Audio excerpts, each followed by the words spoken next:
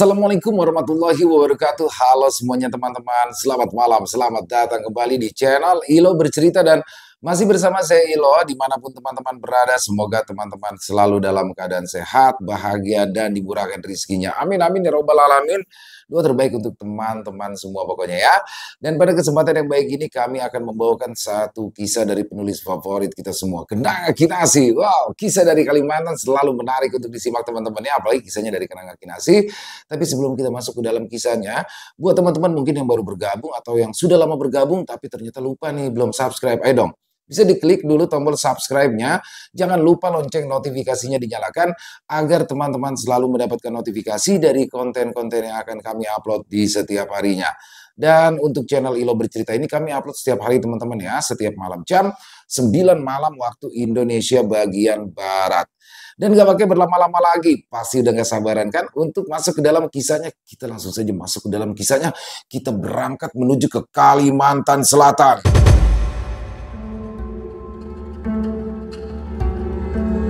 Pulang liburan ke rumah hantu.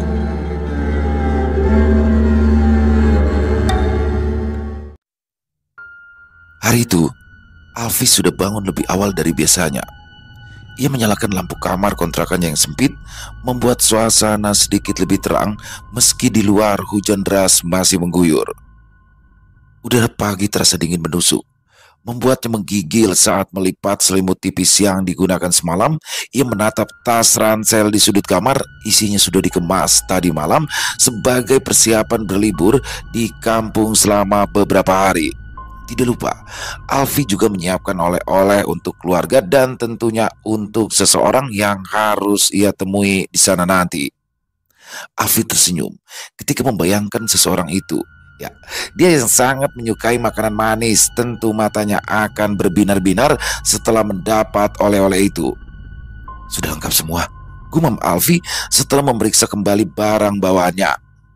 Dia meraih jaket parasut hijau tua yang tergantung di balik pintu lalu memakainya dengan cepat. Di meja kecil dekat tempat tidur, dompetnya tergeletak bersama kunci motor. Alfi mengambil kunci motor, memasukkan dompet ke dalam saku jaket.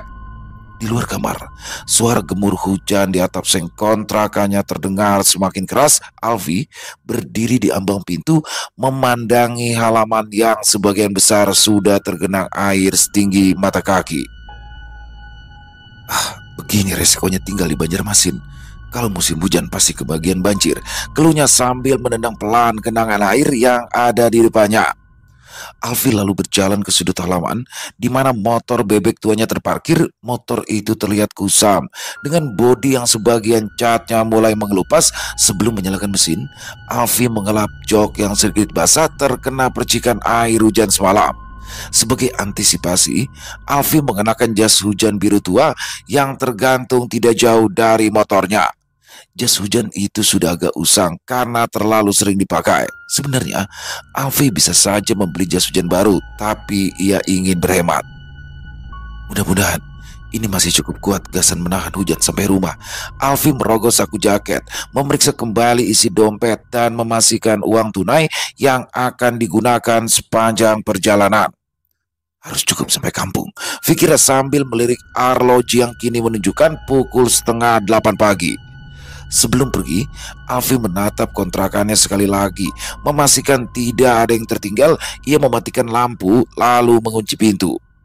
Hujan masih turun dengan deras, tapi Alfi memutuskan tetap berangkat. Dia menatap langit kelabu dengan tatapan muram. Biar lambat, yang penting sampai dengan selamat, gumamnya meyakinkan diri sendiri. Perlahan, Alfi melajukan motor keluar dari halaman kontrakan, bersiap menghadapi perjalanan panjang menuju kampung halaman di tengah cuaca buruk. Alfi mengendari motor tuanya dengan hati-hati. Jas hujan biru tua yang ia kenakan melekat basah di tubuhnya. Hujan masih mengguyur deras, membuat pandangannya sedikit kabur meski sudah menurunkan kaca helm.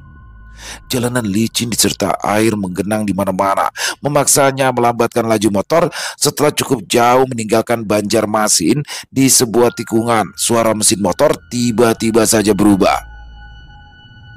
Mesinnya bergetar secara tak wajar sehingga Alfi memperlambat lajunya sambil bergumam pelan. Kenapa lagi ini? Tidak sampai 2 meter, motornya benar-benar berhenti. Alfi memutar kunci kontak beberapa kali, menekan tombol starter, tapi tetap tidak ada respon. Ah, sial, makinya kesal sambil menepuk keras tang motor dengan kesal. Dia turun untuk memeriksa keadaan. Genangan air di bawah motor hampir setinggi betisnya, mungkin air masuk ke mesin, pikir Alfi. Dengan berat hati, Alfi memutuskan mendorong motornya. Jalanan lengang, hanya sesekali mobil atau motor melintas. Hujan yang tak kunjung reda membuat semua terasa lebih melelahkan. Ah, kalau begini terus, kapan sampainya? Alfi mengeluh sambil menatap langit yang gelap. Tangannya yang menggenggam stang motor mulai kaku karena dingin. Dia terus berjalan, sesekali berhenti untuk mengatur nafas. Setelah hampir setengah jam mendorong, Alfi melihat seorang lelaki tua di pinggir jalan. Orang itu berdiri di depan sebuah rumah kecil yang tampak seperti warung, tapi pintunya tertutup rapat. Alfi mendekat, lalu ia bertanya, Mang, bengkel di sekitaran sini di manalah? Lelaki tua itu menggeleng. Di barak sini Kak Dada, tapi kalau terus ke depan, ada di dekat simpang 3. Jauh lah, Mang. Mungkin 2 pal. Alfi menghela nafas panjang, membayangkan harus mendorong motor lebih jauh. Terima kasih, Mang. Perjalanan terasa semakin berat. Celana jeans yang ia kenakan kini sepenuhnya basah, berat dan dingin. Angin dingin yang berembus membuat tubuhnya menggigil. Ditambah lagi perut yang keroncongan karena lapar, Alfi akhirnya menemukan bengkel kecil di pinggir jalan. Bengkel itu sederhana, hanya berupa bangunan semi permanen dengan atap seng dan dinding kayu. Di dalamnya, seorang lelaki muda sedang membongkar sebuah motor metik. Alfi mendorong motornya masuk ke dalam bengkel, lalu berkata dengan nada setengah putus asa, Mas, Honda Ulun mogok. Tolong dicek. Pemilik bengkel mengangguk sambil mengusap keringat di dahinya. Saya coba cek dulu ya. Alfi mengangguk, lalu duduk di bangku panjang di sudut bengkel. Dia melepas jas hujan yang sudah basah kuyup, pakaiannya juga basah di beberapa bagian. Hujan masih turun dengan deras, menciptakan suara gemuruh yang mengisi keheningan di bengkel kecil itu. Pemilik bengkel mulai membongkar motor Alfi. Ia membuka filter udara, mengeringkan bagian-bagian yang basah dan mulai memeriksa busi. Ini kena air, Mas. Mesin harus dibersihkan total. Kalau tidak ya nggak akan mau nyala, jelasnya. Berapa lama ya? Tanya Alfi. Mungkin sampai sore, jawab lelaki itu santai. Alfi pasrah. Ia menatap jam tangannya. Sudah hampir tengah hari. Perutnya terasa lapar, badannya dingin. Untung tidak jauh dari bengkel itu berada ada sebuah warung yang buka sehingga ia bisa mencari makanan di sana. Kalau saja bukan karena ingin menepati janji yang terlanjur diucapkan pada seseorang, Alfi sendiri tidak mau pulang dalam keadaan hujan deras begini. Hanya saja, janji yang terlanjur diucapkan membuatnya tak punya pilihan lain kecuali menepatinya. Waktu berlalu lambat. Alfi yang sudah mengganti pakaian duduk sambil memandangi pemilik bengkel yang masih sibuk bekerja. Sesekali dia melirik keluar melihat air yang terus menggenang di jalan. Hari semakin gelap. Meski belum senja, menambah suasana suram di tengah hujan yang tak kunjung reda. Akhirnya, sekitar pukul 5 sore, pemilik bengkel itu mendekati Alfi. Motornya sudah selesai, Mas. Alfi berdiri dan menyalakan mesin. Kali ini motor itu menyala dengan suara halus membuatnya sedikit lega. Terima kasih, Mas. Berapa semuanya?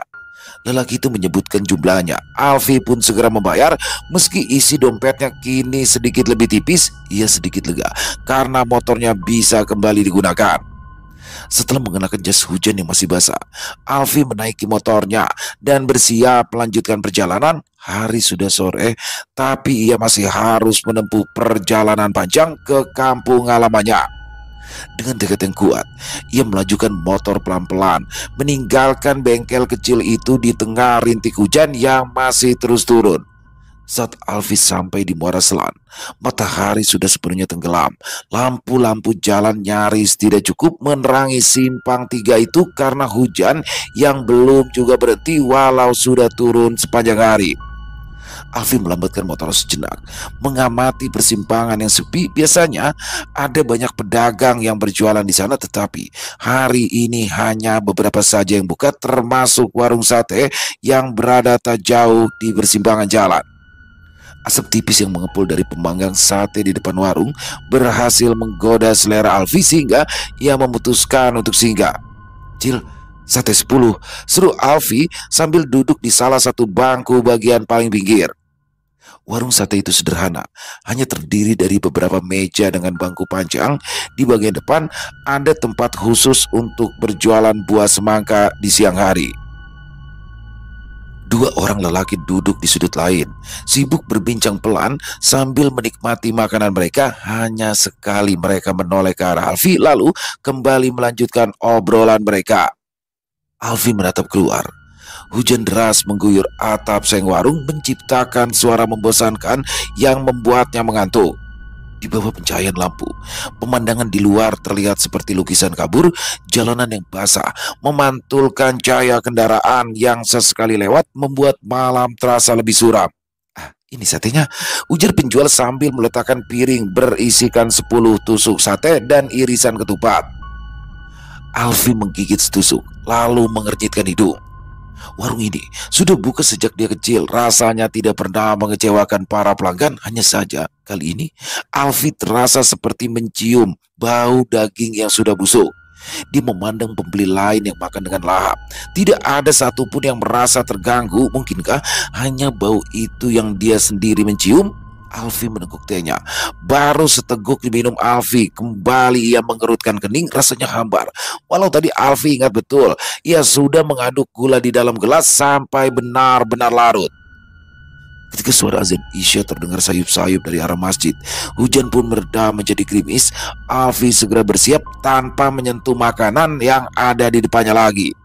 Alfi bergegas membayar makanannya, lalu mengenakan kembali jas hujan yang sudah agak kering. Alfi mengendarai motornya perlahan, berhati-hati menghindari lubang yang tersembunyi di genangan air. Ada banyak rumah yang dibangun di sepanjang sisi jalan, tetapi semua pintu sudah tertutup rapat. Alfi sesekali mencuri pandang ke sekeliling sambil menjalankan sepeda motor dengan berhati-hati. Aspal di jalan itu sudah rusak, berlubang di sana sini, membuat perjalanannya merasa tidak nyaman. Ketika melewati pabrik karet tua, suasana jadi tambah mencekam. Tempat itu gelap gulita, hanya siluet bangunan besar yang tampak terlindungi oleh banyak pohon besar. Bangunan itu terlihat menyeramkan. Dindingnya berlumut dengan beberapa bagian atap yang sudah runtuh. Angin dingin berembus pelan, membawa aroma tanah basah dan dedaunan kering yang membusuk. Alfi mempercepat laju motornya. Dia tidak ingin berlama-lama dekat pabrik itu. Tiba-tiba dari sudut matanya, Alfi melihat sesuatu melintas di depan motornya. Ia spontan menarik tuas rem kuat-kuat. Ban motornya tergelincir sedikit membuat tubuhnya hampir kehilangan keseimbangan. "Hai, Bunggul Banar!" umpat Alfi sambil mengusap dada. Seekor kucing hitam berdiri di tengah jalan, hanya beberapa meter di depannya. Bulunya tegak, tubuhnya melengkung seperti siap untuk menyerang. Mata kucing itu bersinar tajam, memantulkan cahaya motor ketika menatap lurus ke arah Alfi. "Hus, hus!" usir Alfi, menyuruh si kucing hitam itu agar segera pergi. Tetapi kucing itu tetap berdiri di tempatnya berada. Alfi ikut terdiam. Dia menatap kucing itu dengan jantung berdebar terlebih lagi ketika menyadari sorot matanya yang berkilat kemerahan. Selama ini Alfi tidak pernah melihat mata kucing seperti itu. Bulu kuduknya meremang seketika teringat kisah ibunya tentang Takau. Takau biasanya berwujud kucing, lalu berubah sebesar kambing, kemudian menjadi seukuran sapi. Alfi bergidik. Dalam keadaan sepi seperti sekarang ini, kemungkinan itu bisa saja terjadi. Bibir Alfi berkomat-kamit, membaca doa karena takut bertemu dengan sosok Takau yang sering didongengkan oleh ibunya. Perhatian Alfi kembali buyar ketika ia mendengar si kucing itu mengeong. Dia sedikit lega karena kucing hitam itu tidak berubah wujud menjadi lebih besar. Kucing biasa sekalinya, desanya setelah meyakinkan diri dia tidak bertemu Takau.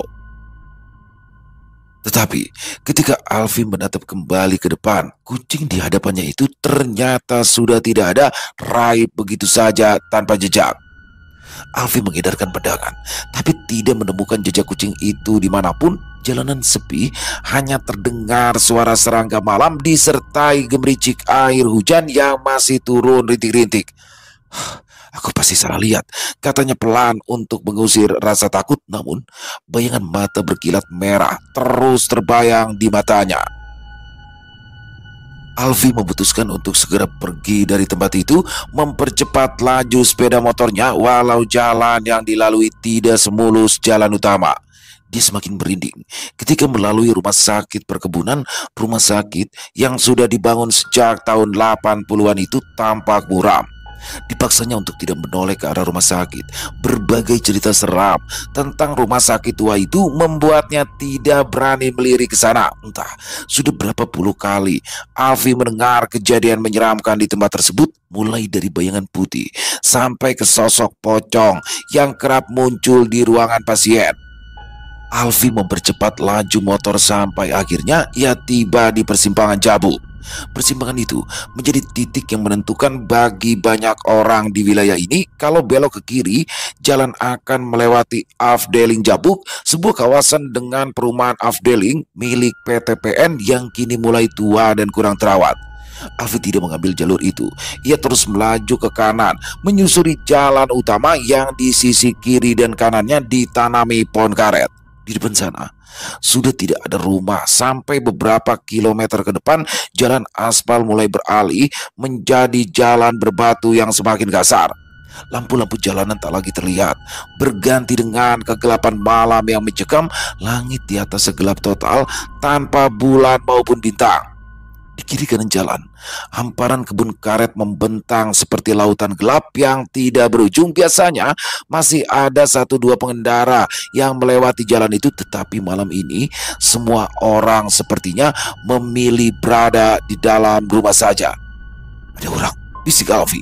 Ketika lampu motor Alfi menerangi jalan di depan, dia melihat sesosok bayangan bergerak secara perlahan. Seorang lelaki tua terlihat berjalan sendirian di tengah jalan. Jalannya lambat, terpatah-patah, seolah setiap langkah membutuhkan usaha yang besar.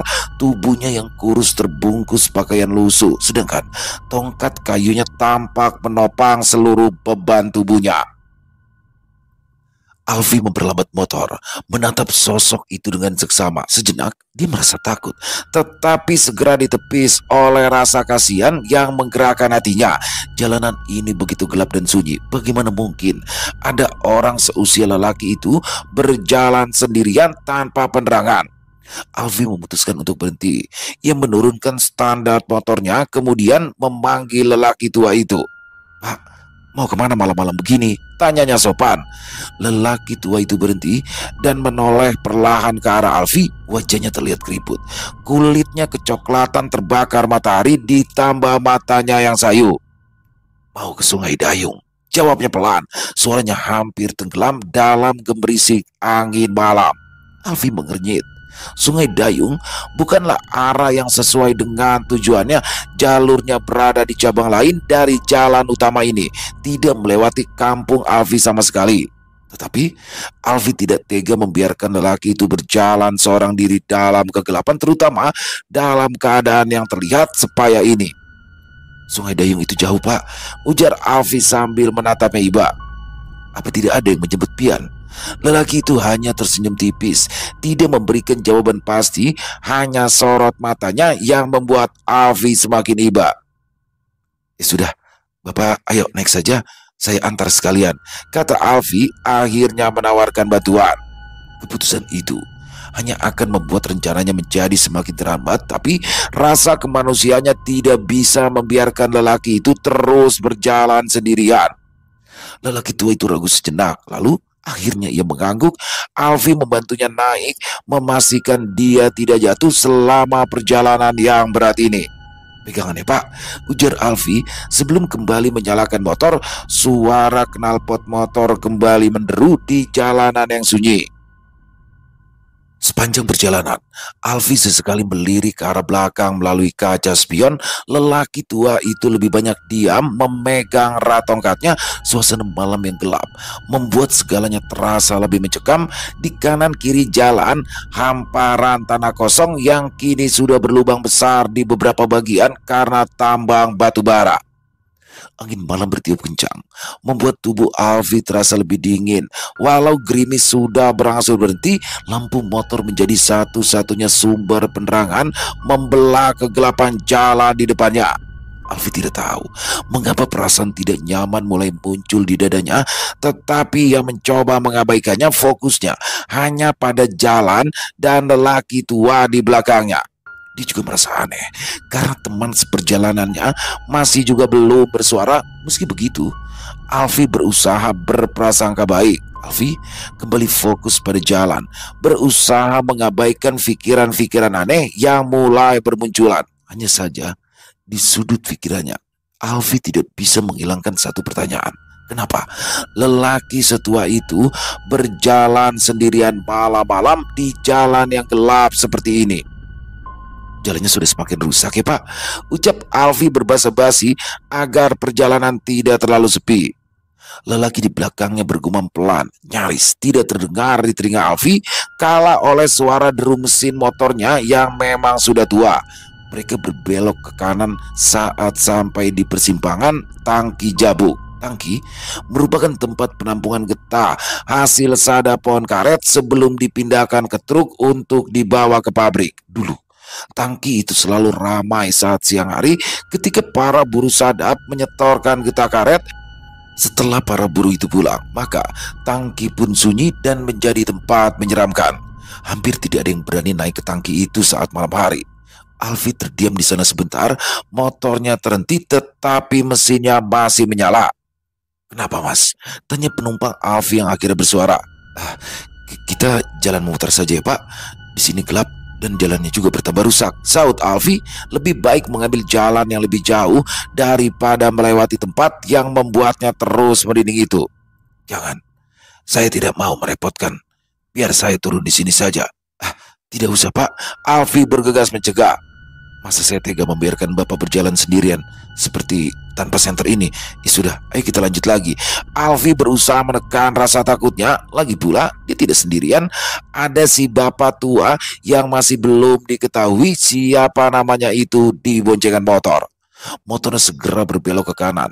Jalan yang mereka lewati semakin menakutkan, ditambah lagi kualitas jalan yang semakin buruk. Bagian yang harus dilewati Alfi memang belum diaspal, hanya berupa tanah yang berdebu saat panas lalu berlumpur saat hujan turun. Alfi harus berhati-hati supaya mereka tidak terjatuh karena harus melaju di jalan yang licin. Lampu motor yang menerangi jalan sangat terbatas saat mencoba menembus kegelapan yang semakin rapat. Di samping kanan kiri jalan, semak-semak tumbuh rimbun karena belum ditebas. "Nama saya Yono. Nama kamu siapa nak?" Alfi nyaris kehilangan keseimbangan karena kaget. Ya, suara lelaki itu terdengar serak. Dia segera melirik ke arah spion, memandang wajah sendu penuh keriput di belakangnya. "Saya Alfi Pak." "Jangan panggil Pak, Mbah saja. Aku sudah tua, mungkin sepantaran dengan kakekmu." "Inggi Mbah." Kali ini Alfi sedikit meringis. Kedua orang tuanya memang membesarkan Alfi di pemukiman yang berada di perkebunan karet itu, di mana kebanyakan penghuninya adalah pendatang dari Pulau Jawa, tetapi lidah Alfi tidak fasih berbicara dalam bahasa Jawa. Terlebih lagi, setelah SMA, dia memutuskan merantau ke Banjarmasin. Bahasa Jawa yang sempat melekat di lidahnya sudah lama luntur. Dia terbiasa menggunakan bahasa Banjar sehingga logatnya pun agak berbeda. "Tadi aku baru pulang dari rumah sakit menengok anak," sambung Bayono. "Kasihan dia karena sudah terlalu lama ada di sana." Alfi mengangguk prihatin. "Anaknya sakit apa Mbah?" Bayono tidak menyaut. Dia hanya menarik nafas panjang lalu kembali berdiam diri. Semakin lama, jalanan yang mereka lewati semakin gelap. Seingat Alfi, memang tidak ada satupun rumah yang berada di sekitaran sini. Yang ada hanya deretan pohon karet yang tumbuh di kiri dan kanan jalan. Sesekali, suara ranting yang patah terdengar dari balik pepohonan membuat Alfi terlonjak sedikit. Rasa takut mulai menggerogoti hati Alfi. Namun, dia malu jika harus membatalkan niat baiknya mengantarkan Bayono. Terus, kenapa Mbah tadi berjalan sendirian? Ujar Alfi lagi, berusaha berbicara untuk mengalihkan rasa gelisahnya. Apa nggak ada anak atau cucu yang menjemput Mbah? Kalau tidak ketemu saya tadi, mungkin Mbah harus berjalan sendirian sampai ke rumah. Bayono terkekeh kala mendengar pertanyaan Alfi. Tapi kita ketemu kan? Alfi tercengang karena Bayono yang tak menganggap besar masalah itu baginya. Bayono ini terlalu percaya diri. Kali ini, ia berusaha menambah kecepatan motornya. Alfi ingin segera sampai sebelum tengah malam karena setelah mengantar Bayono ke rumahnya, dia harus pulang seorang diri melewati jalan menakutkan itu. Tiba-tiba, Bayono menepuk bahu Alfi dan memintanya untuk berhenti. Di sini saja Mas Alfi, kita sudah sampai. Alfi mengerem motornya, dia menengok ke samping lalu mengedipkan mata berulang kali. Tadi dia yakin betul di sekitarnya hanya ada deretan semak-semak, tetapi sekarang di hadapannya sudah berdiri sebuah rumah. Ini rumah Mbah? Tanya Alfi tidak yakin. Dia bahkan sampai menggosok matanya. Ya, ini rumah saya. Tidak ada rumah lain yang terlihat di sekitaran tempat tersebut. Meskipun tampak terpencil, pencahayaannya cukup terang. Ada beberapa lampu yang menyala di sekitar semua ruangan. Bayono masih belum juga turun dari motor sampai akhirnya Alfi tersadar. Dia bergegas turun lebih dulu dan membantu Bayono. Di papanya Bayono sampai ke teras rumah, terdengar percakapan beberapa orang di dalam sana. Ayo masuk Mas Alfi, kata Bayono dengan suara yang agak memaksa. Istirahat dulu di dalam. Ah, iya Mbah. Tadinya mulut Alfi terbuka untuk menolak ajakan dari Bayono, tetapi yang keluar justru persetujuan. Alfi terenyak dalam hati karena mulutnya mengingkari isi hatinya sendiri. Karena sudah terlanjur mengiyakan, Alfi tidak memiliki pilihan lain kecuali ikut masuk ketika pintu dibuka dari dalam. Begitu masuk, suasana di dalam rumah terasa lebih hangat. Walau bangunannya sudah termakan usia, tetapi tempat itu nyaman untuk ditinggali. Alfi berdiri sebentar di pintu. Merasa ragu, Bayono menoleh ke arahnya dan berkata, "Kenapa diam saja di situ? Ayo duduk di sini. Saya akan mencarikan baju ganti dulu buatmu. Ayo silakan duduk. Jangan malu-malu. Anggap saja di rumah kakekmu sendiri."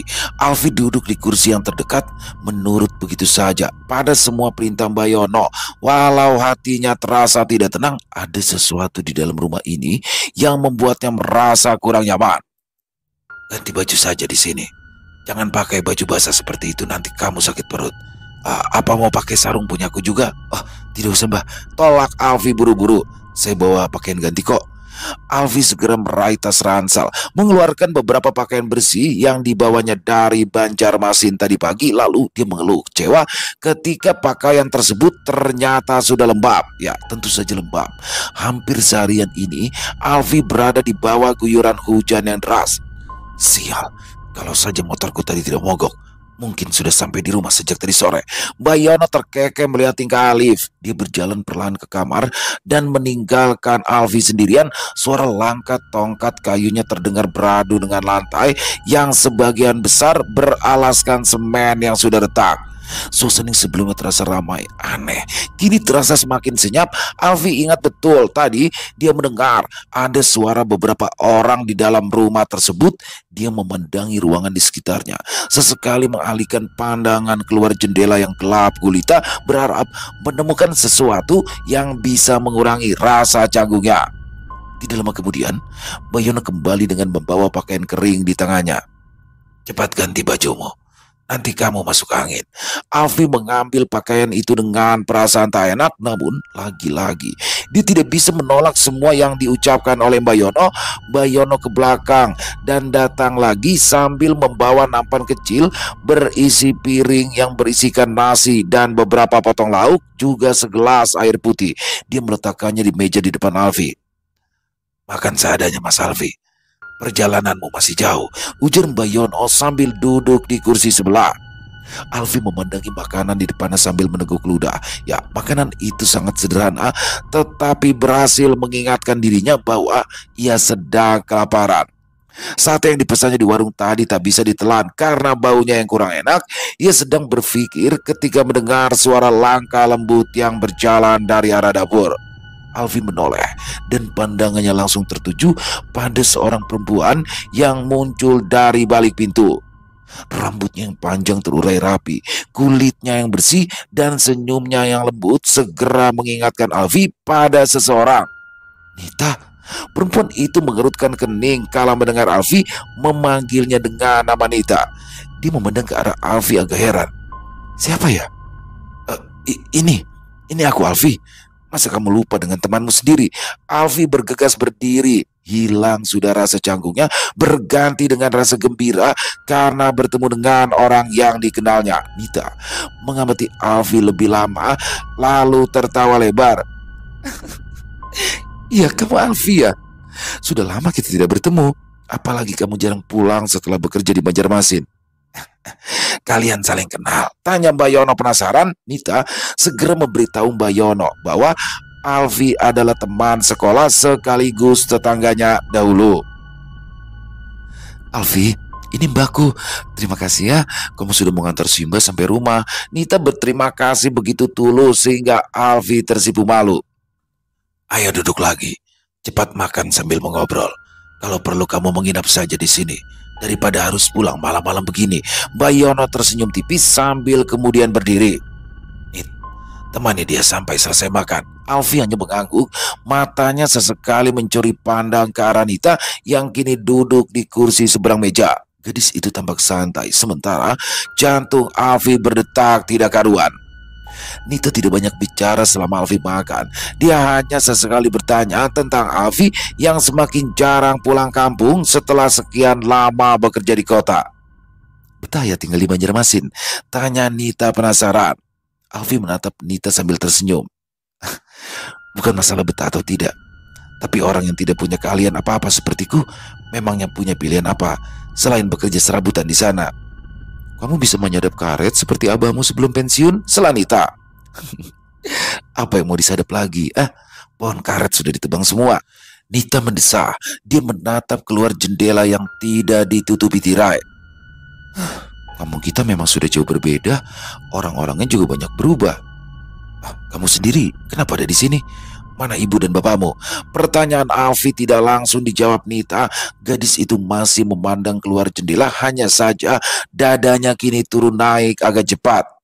Nita, desak Alfi. Ibu mau mana? Ibu ada di rumah sakit. Tadi Mbak menengok ibu di rumah sakit. Mulut Alfi terbuka lebar membentuk huruf O. Wajahnya jadi sedikit malu. Maaf, aku tidak tahu. Sakit apa ibumu? Bapakmu yang menjagakah di sana? Nita tersenyum, hanya saja kali ini senyumnya tak lagi semanis tadi. Kenapa banyak bertanya? Kita kan sudah lama tidak bertemu.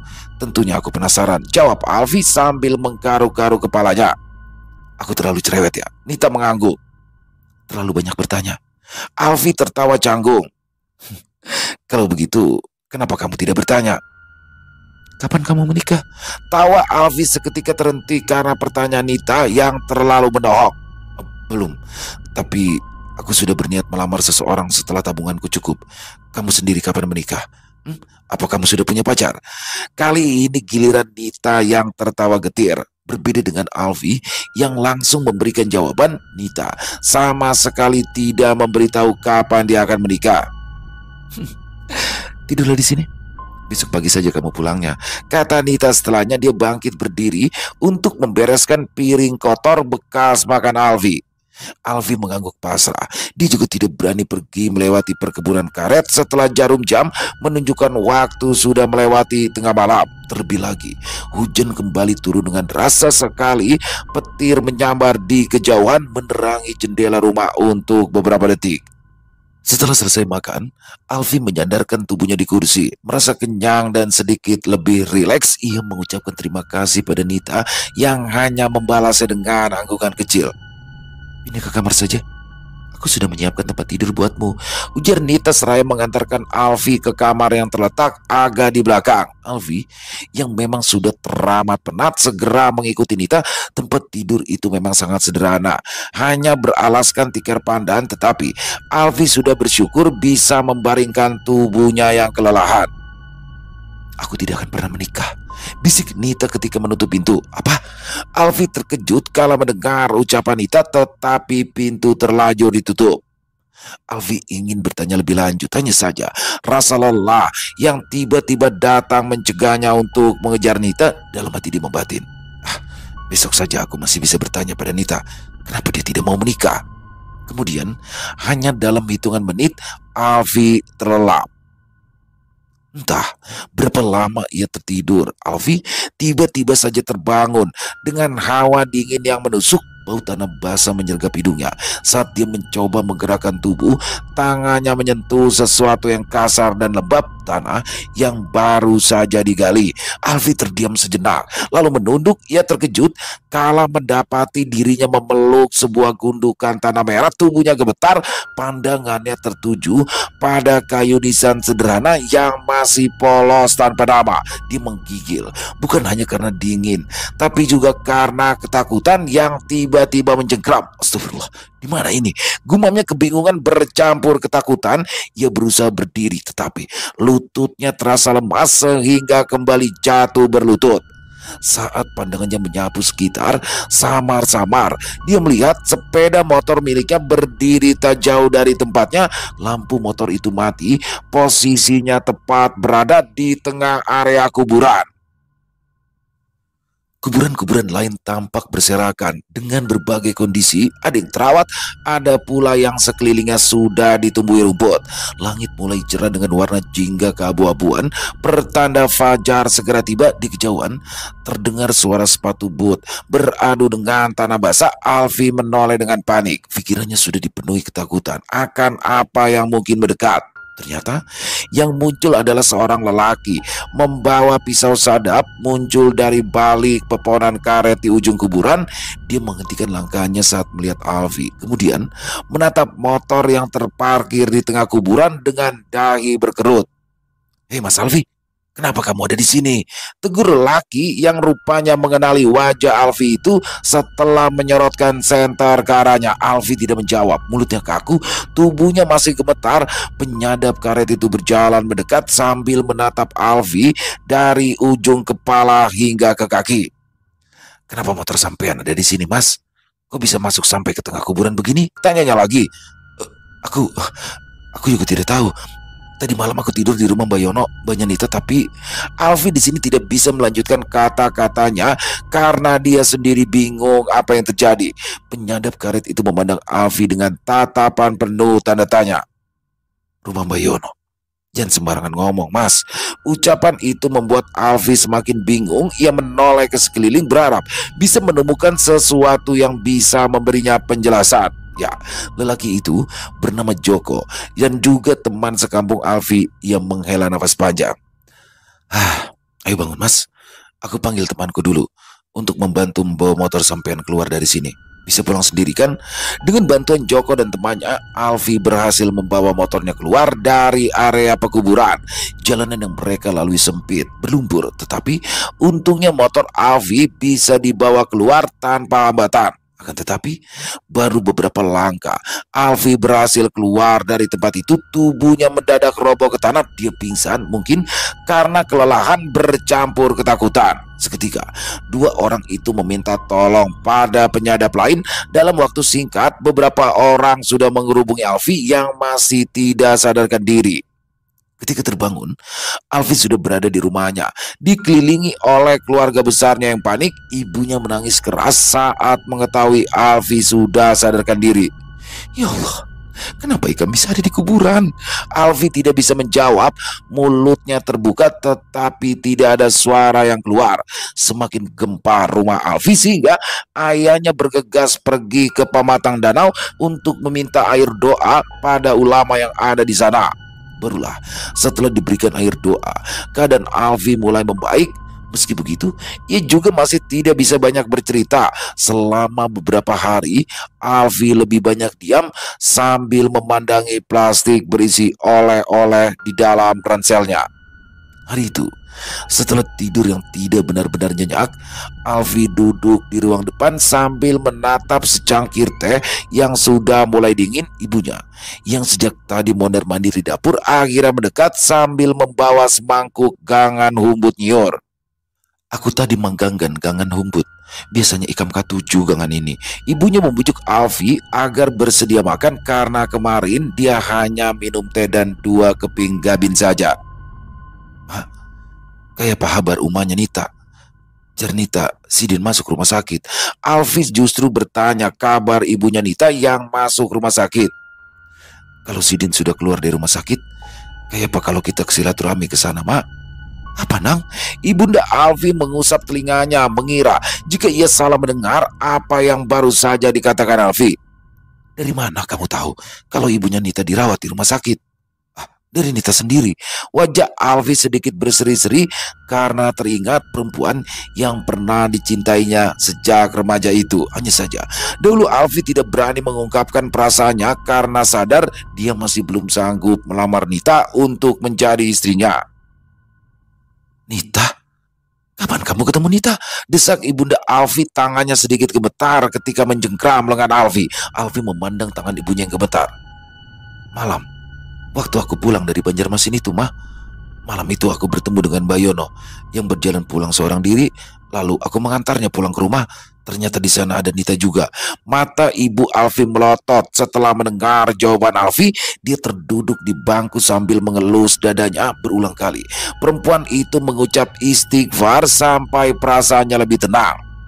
Ibu Alfi sudah lama tahu jika anaknya itu memendam cinta pada Nita. Karena itu juga dia mengizinkan Alfi merantau untuk mencari modal nikah. Hanya saja keinginan Alfi sepertinya tidak akan pernah terwujud. Pantas saja kamu sampai tersesat ke kuburan, Nang. Ibu Alfi mengusap sudut matanya yang basah. Seminggu yang lalu, Nita dan ibunya mengalami kecelakaan. Ketika ingin pergi ke pasar, Nita langsung meninggal di tempat, sedangkan ibunya masih harus dirawat di rumah sakit. Detak jantung Alfi terasa berhenti berdetak. Dan Bayono itu memang banyak Nita, tapi dia sudah meninggal 20 tahun yang lalu. Selesai. Wow, luar biasa kisah dari Kenanga Kinasi. Perjalanan dari Banjarmasin ya. Perjalanannya malam. Tadinya dia tidak menginginkan perjalanan malam, tapi karena Alfi sempat mengalami mogok motor di jalan sehingga harus ke bengkel dulu. Nah, disitulah memperlambat perjalanannya sehingga dia harus masuk waktu malam ketika melintas simpang Tabuk ya, simpang Jabuk ya. Dekat perkebunan karet. Jadi tangki ini adalah buat yang ini karet ya, menyimpan getah karet, itu tangki, disebutnya tangki di sana teman-teman. Nah, disitulah dia menemukan sesuatu yang janggal.